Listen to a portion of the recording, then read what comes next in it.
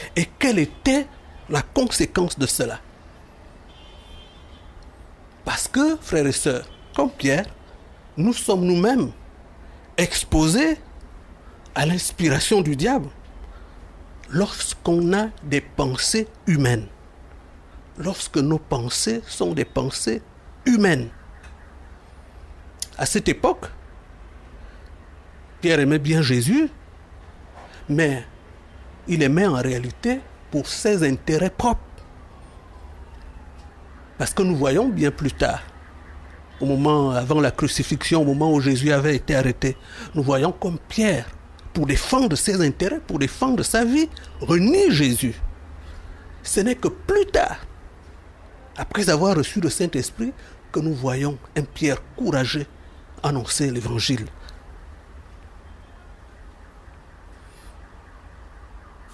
Regardez un peu comment l'ensemble des disciples avaient réagi lorsqu'ils avaient rencontré d'autres personnes en train de chasser les démons au nom de Jésus. Marc chapitre 9, le verset 38, nous pouvons lire cela. Jean lui dit, « Maître, nous avons vu un homme qui chasse des démons en ton nom, et nous l'en avons empêché, parce qu'il ne nous suit pas. » Quand Pierre blâme Jésus pour qu'il ne parle pas de sa mort prochaine, à quoi Pierre pense? Pierre pense certainement à la ruine de ses projets, des projets qu'il faisait. Parce que comme les autres, Pierre pensait que Jésus allait être un roi. Et si vous êtes l'ami du roi, vous voyez bien, qu'est-ce que ça peut être? L'ami du futur roi. C'était ça, les pensées de Pierre. Il pensait à ses intérêts. C'est ce que la Bible appelle les pensées humaines, qui ont source dans les intérêts humains. Lorsqu'on bâtit sa vie sur ses intérêts propres, en ignorant Dieu, ou en exploitant le nom de Dieu pour ses propres intérêts, voilà ce que la Bible appelle les pensées humaines. La conséquence, comme nous pouvons le voir, c'est qu'il est impossible de recevoir les choses de Dieu. Il est impossible de connaître la volonté de Dieu dans ce cas-là. Nous pouvons relire la même histoire dans le livre de Marc, la réponse de Jésus telle qu'elle est rapportée par Marc, et nous voyons bien que c'est cela que Jésus dit. Marc chapitre 8, le verset 33. Mais Jésus, se retournant et regardant ses disciples, réprimanda Pierre et dit, « Arrière de moi, Satan, car tu ne conçois pas les choses de Dieu. Tu n'as que des pensées humaines. Tu ne conçois pas les choses de Dieu. Tu ne peux pas connaître la volonté de Dieu lorsque tu priorises d'abord tes intérêts. Lorsque tu te prononces sur la base de tes intérêts d'abord. Il devient difficile dans cette situation, dans ces moments-là, de connaître la volonté de Dieu, de concevoir, comme Jésus dit, les choses de Dieu. Jésus-Christ, nous voyons, à travers les évangiles, que c'était un excellent maître, un excellent formateur. Il choisissait toujours des occasions pratiques pour former ses disciples. Donc, après avoir repris Pierre pour son égoïsme, il explique comment faire pour échapper au piège des pensées humaines et éviter de s'exposer à l'inspiration diabolique.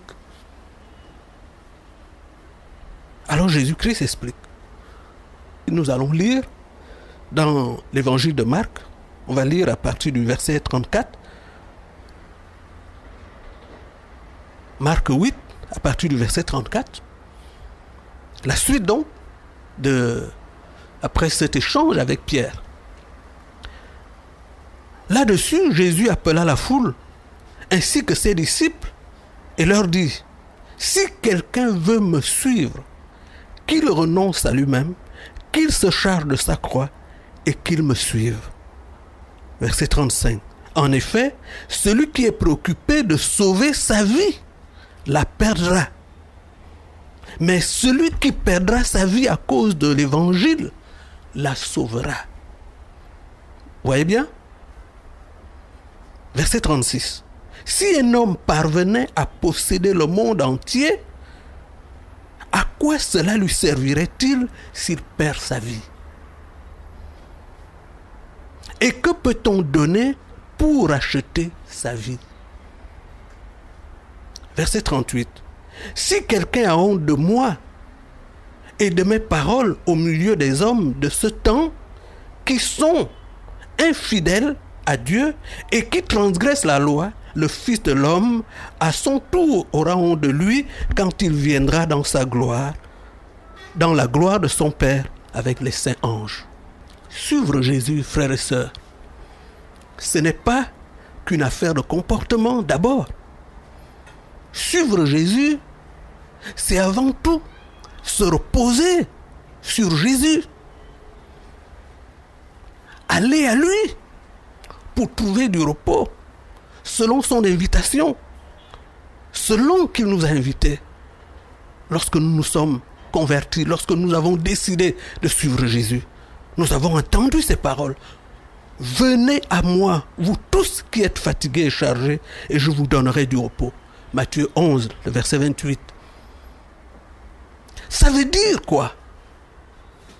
Aller à Jésus et trouver du repos. Et prendre le repos que Jésus nous donne. Recevoir le repos, vivre le repos que Jésus nous donne. Frères et sœurs, ça veut dire sortir de tous les autres repos que nous avons, de toutes les autres choses sur lesquelles on se repose dans ce monde, pour se reposer uniquement en Jésus. Frères, beaucoup de gens se reposent sur la fin du mois, sur le salaire, beaucoup sur la fortune qu'ils ont.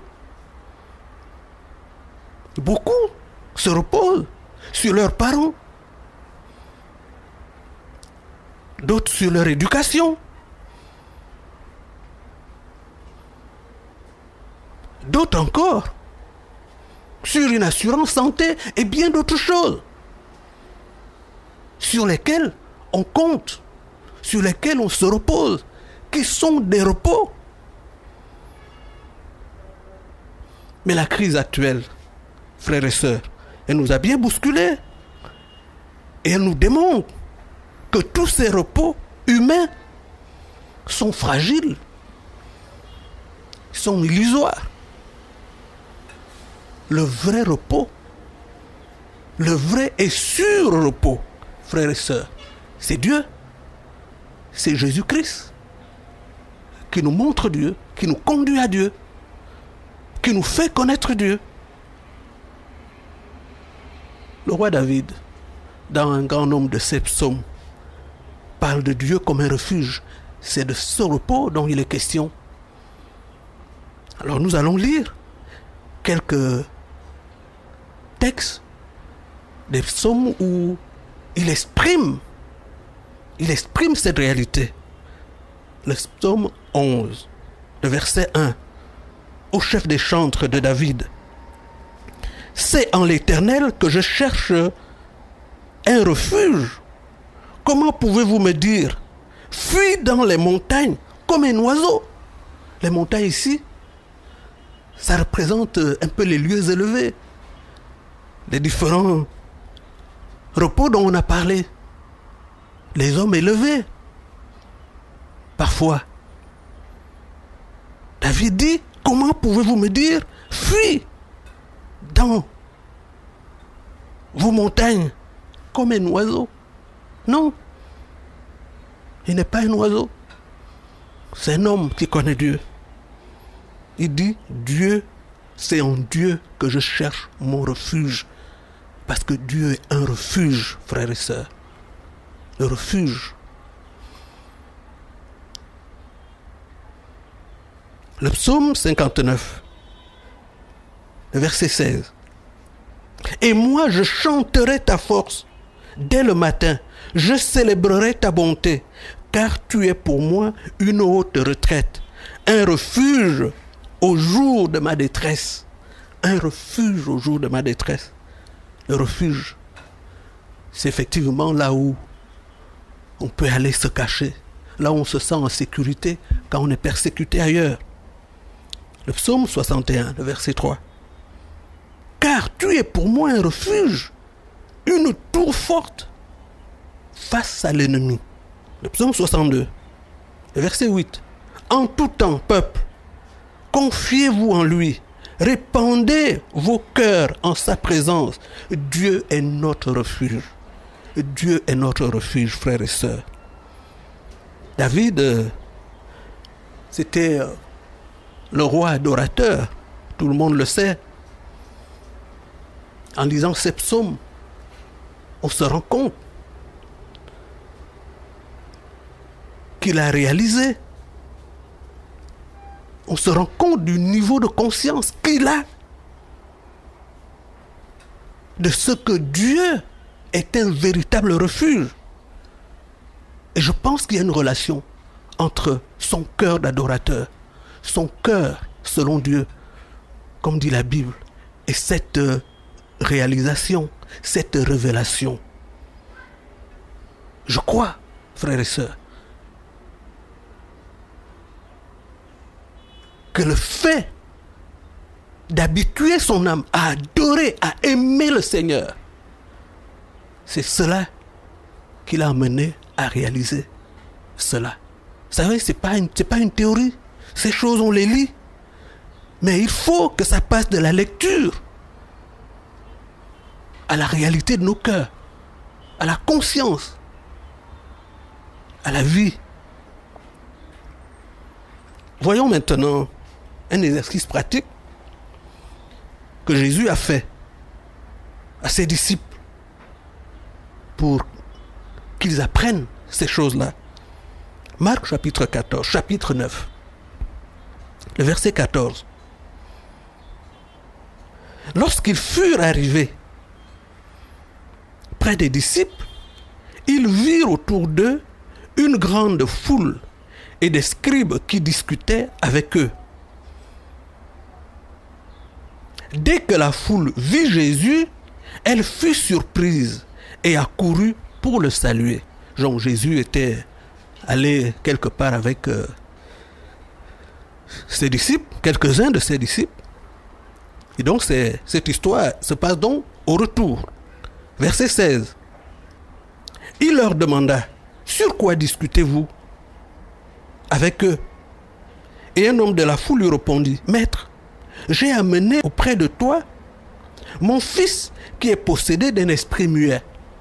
En quelques lieux qu'il le saisisse, il le jette par terre. L'enfant écume, grince les dents et devient tout raide. J'ai prié tes disciples de chasser l'esprit et ils n'ont pas pu. Verset 19. Jésus reprend la parole et dit, il parle à ses disciples, race incrédule, leur dit Jésus, jusqu'à quand serai-je avec vous? Jusqu'à quand vous supporterai-je? Amenez-le-moi. On le lui amena, et aussitôt que l'enfant vit Jésus, l'esprit l'agita avec violence, il tomba par terre, il se roulait en écumant. Jésus demanda au Père, combien y a-t-il de temps que cela lui arrive? Depuis son enfance, répondit-il. Verset 22, et souvent l'esprit l'a jeté dans le feu, dans l'eau, pour le faire périr. Mais si tu peux quelque chose, viens à notre secours, aie compassion de nous. Jésus lui dit, si tu peux, tout est possible à celui qui croit. Frères et sœurs, tout est possible à celui qui croit. C'est le Seigneur Jésus qui le dit. Celui qui est la vie, le chemin et la vérité. Tout est possible à celui qui croit. Jésus a chassé l'esprit mauvais. Ses disciples, bien entendu, ne comprenaient pas pourquoi ça n'a pas marché pour eux. Et il lui pose la question. Marc, chapitre 9, le verset 28. Quand Jésus fut entré dans la maison, ses disciples lui demandèrent, en particulier, pourquoi n'avons-nous pu chasser cet esprit?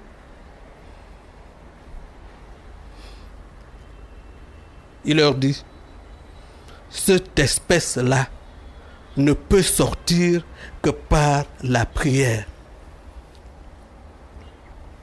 La réponse de Jésus,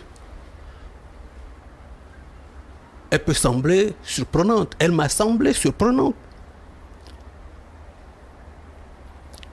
Les disciples ont certainement imité le comportement de Jésus. Ils l'ont vu faire à d'autres occasions. Ils ont peut-être même répété les mots que Jésus disait souvent. Ils ont peut-être même imité les gestes de Jésus. Ce qu'ils ont vu faire dans des occasions similaires. Mais ça n'a pas marché. Alors, la prière dont Jésus parle, et même le jeûne, comme le rapporte un autre évangile, l'évangile de Matthieu, Matthieu chapitre 17, le verset 21, nous lisons, mais cette sorte de démon ne sort que par la prière et par le jeûne. Ça, c'est le rapport que Matthieu fait. Donc, qui complète celui que nous avons vu avec Marc. Alors, de quelle prière et de quel jeûne il s'agit? Frères et sœurs, il ne s'agit pas de la prière et du jeûne qu'on fait au moment où la situation se présente et qu'on dise, il faut qu'on prie et qu'on jeûne. À ce moment-là, c'est trop tard. À ce moment-là, en vérité, on est tout simplement intéressé. On est intéressé. Et ça revient à ce qu'on a vu tout à l'heure. On est motivé par l'intérêt presque charnel, par la souffrance qu'on a. Et alors, on va faire la prière et le jeûne. Parce qu'on a des intérêts à défendre, comme Pierre qui avait des intérêts à défendre.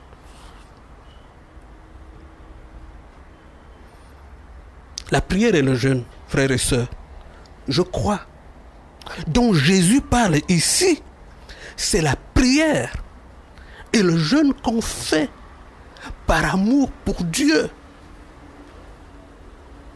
Cette culture de prière, cette habitude de prier parce qu'on aime rencontrer le Seigneur, parce qu'on aime adorer le Seigneur, parce qu'on affectionne Dieu.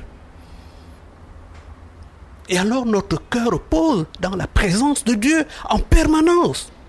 Et quand arrive une situation comme celle-ci, une situation où on est confronté, où on est en conflit avec le diable,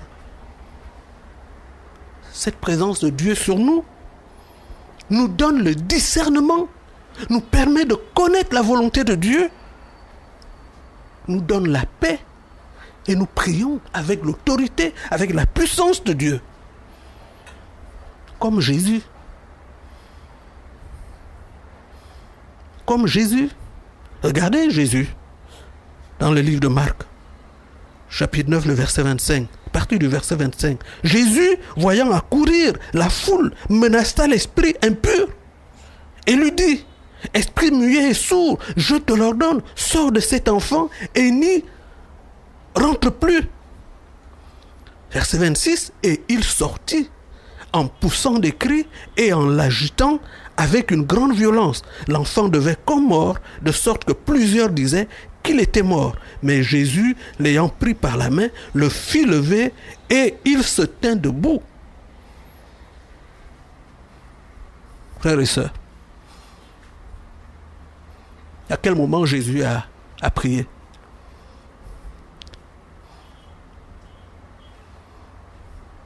À quel moment il a jeûné? Mais nous savons bien avant. Parce qu'il avait des moments où il priait effectivement. Et de toute façon, il était en lien constant avec le Père. Nous croyons que le jeûne du début du ministère, il a quelque chose à voir avec ça, avec ce qui se passe ici. Cette victoire qu'il a remportée en refusant d'obéir aux propositions du diable dans le désert. Je crois que ça a quelque chose à voir avec ce qui se passe ici.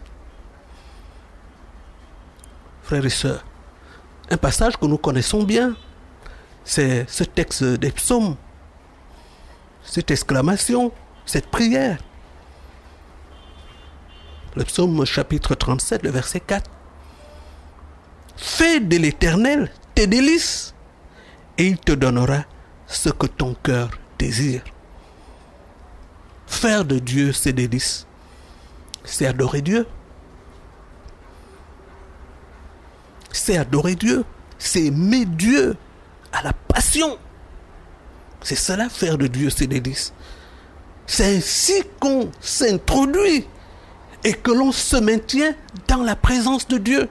Là où, dans sa présence, là où il a déjà donné tout ce qu'il a prévu. Ce qu'il a prévu pour toi. La Bible nous dit qu'il a prévu d'avance des œuvres. Mais ces œuvres se trouvent en sa présence. C'est là qu'on connaît, qu'on discerne ses œuvres, qu'on connaît sa volonté, qu'on connaît ce qu'il veut pour nous. Dieu n'est pas dans le futur, frères et sœurs. Dieu est dans le présent éternel. C'est nous qui allons vers le futur parce que chaque jour pour nous est un jour nouveau. Donc, nous découvrons ces jours nouveaux. Mais Dieu, lui, ne découvre pas. Il a toutes ces journées devant lui et il t'attend. Il nous attend, frères et sœurs. Il attend et cherche ceux qu'il adore en esprit et en vérité pour le rejoindre dans les lieux célestes. Pendant que je méditais ces pensées, les paroles d'un cantique, un très vieux cantique que l'on connaît tous, que la plupart connaissent, vraiment est venu dans mon cœur. Ce cantique qui dit « Je veux monter sur la montagne ». C'est là que l'on rencontre Dieu. C'est là que la joie nous inonde et que pour nous s'ouvrent les cieux. Je veux laisser les joies du monde et me tenir tout près de Dieu. Je veux monter sur la montagne, c'est là qu'on est heureux. Ici, frères et sœurs, la montagne, c'est une illustration du ciel.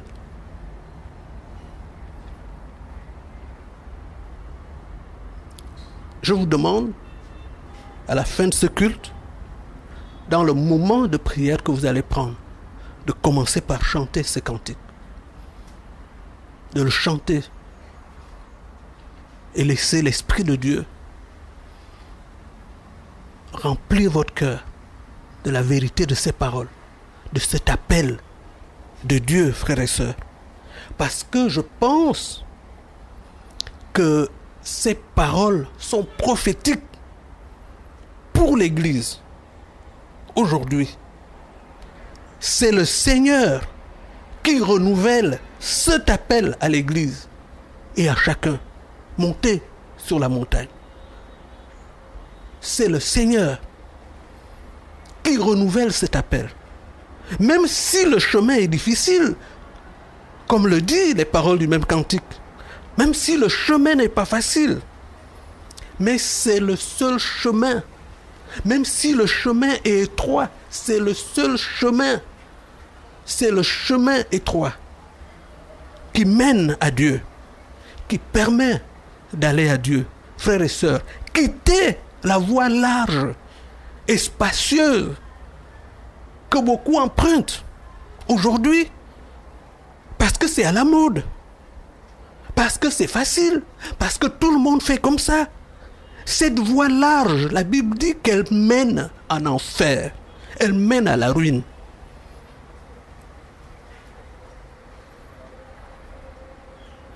Il y a quelques années, le Seigneur m'a dit ceci, et je crois l'avoir partagé avec quelques frères. Le Seigneur m'a dit ceci pour l'Église. Quand vous avez commencé, je suis intervenu très souvent, directement, par des miracles. C'était comme un père qui encadre ses petits-enfants. Mais désormais, vous devez planter, vous devez cultiver vous-même afin de récolter le fruit de ce que vous avez planté, de ce que vous aurez planté. Frères et sœurs, je crois que le Seigneur va nous faire entrer dans un nouveau cycle de victoire, mais qui passe par un temps intense de défrichage et de sémailler, planter, cultiver pour récolter. Manifestons plus d'amour, plus d'affection pour Dieu. Adorons davantage le Seigneur Jésus-Christ. Nous allons connaître davantage de liberté en esprit pour nous emparer de la terre promise. Vous avez peut-être remarqué que le Seigneur insiste sur l'adoration et la prière depuis quelque temps. Ça m'a rappelé effectivement que le déclic s'est opéré dans nos vies pour plusieurs personnes lorsque nous avons découvert le sens de l'adoration. Et on a peut-être pensé qu'il faut aller à autre chose. Non, frères et sœurs. En fait, le premier commandement de la Bible,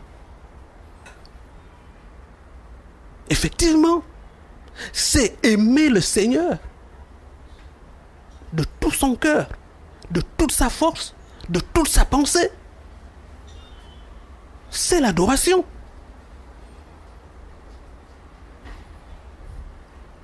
Moi, j'ai dit au Seigneur dimanche dernier, parce qu'effectivement, je me suis rendu compte que chaque fois le Seigneur insistait. Lorsque le Seigneur a commencé à parler de ça, et que j'ai transmis ce message la première fois, je ne pensais pas qu'il y aurait une deuxième fois. Ensuite, je ne pensais pas qu'il y aurait une troisième fois. Et dimanche dernier, je ne pensais pas qu'il y aurait une quatrième fois. C'est en me réveillant dimanche matin que ces paroles ont rempli mon cœur et j'ai dit au Seigneur, mais pourquoi cette insistance? Le Seigneur m'a répondu par deux images. L'image du décollage d'un avion et puis l'image de l'envol d'un oiseau. Et il m'a dit ceci, rien ne sert d'imaginer le panorama qu'on va voir lorsqu'on sera en l'air. Les bonnes choses qu'on va voir lorsqu'on sera en l'air. Rien ne sert à d'imaginer cela tant qu'on n'a pas pris l'envol. Il faut prendre l'envol. Et après, on voit et on agit. La prière, l'adoration, l'affection de Dieu, toutes ces choses qui entretiennent cela, qui nourrissent cela, c'est ça, prendre l'envol. Et après, le ciel et la terre vous appartiennent. Nous pouvons dire que ta volonté soit faite sur la terre, comme nous la voyons au ciel. Ce n'est plus des paroles en l'air qu'on lance comme ça. Ce n'est plus une incantation, une formule, une prière vague. Comme dit l'apôtre Paul, ce n'est plus des coups en l'air. Nous pouvons le lire dans 1 Corinthiens chapitre 9, le verset 26.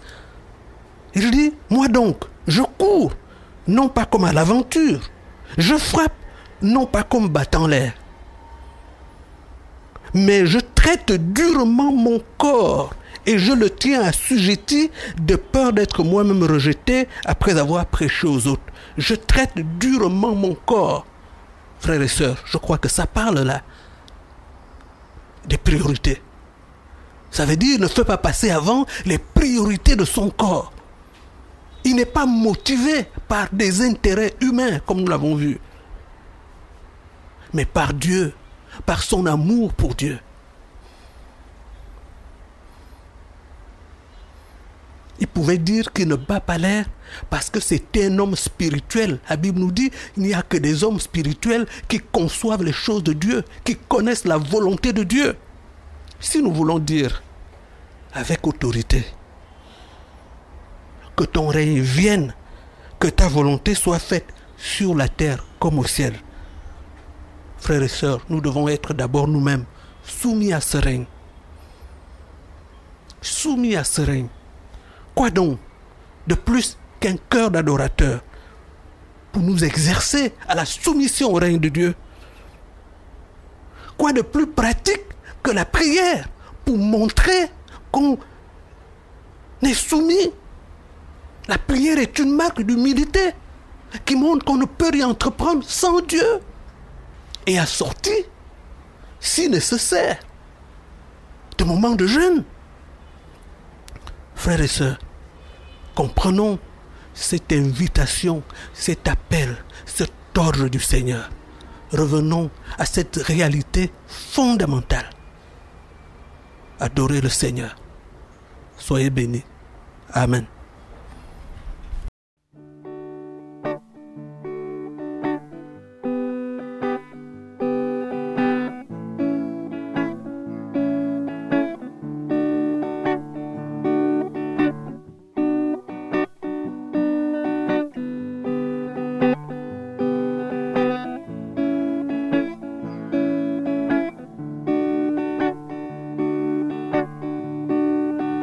Oh oui, Jésus.